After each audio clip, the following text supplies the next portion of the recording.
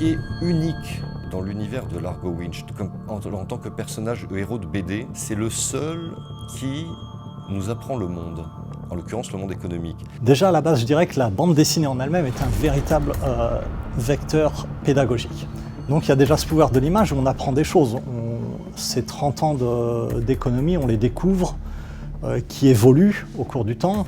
On passe dans le diptyque « Voir Venise et mourir » de l'utilisation d'un appareil qu'on appelait à l'époque un facsimile pour envoyer une photocopie. Et une vingtaine d'albums plus tard, on ne va plus utiliser de facsimile. Il va utiliser des applications boursières sur un smartphone. Il va se soucier de sa e-reputation. Donc, ne serait-ce qu'à travers ces images, on voit le monde économique qui se déroule.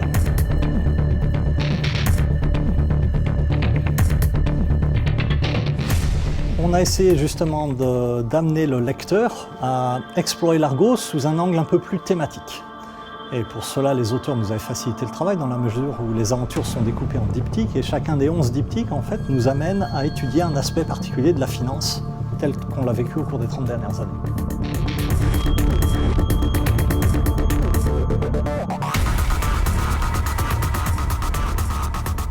Donc on a affaire à des scénaristes qui connaissent très bien l'environnement, qui essaie de donner au lecteur quelques petites clés de lecture, mais tout en laissant quand même l'aventure fluidement se dérouler avec des histoires d'amour, des aventures, des meurtres, etc.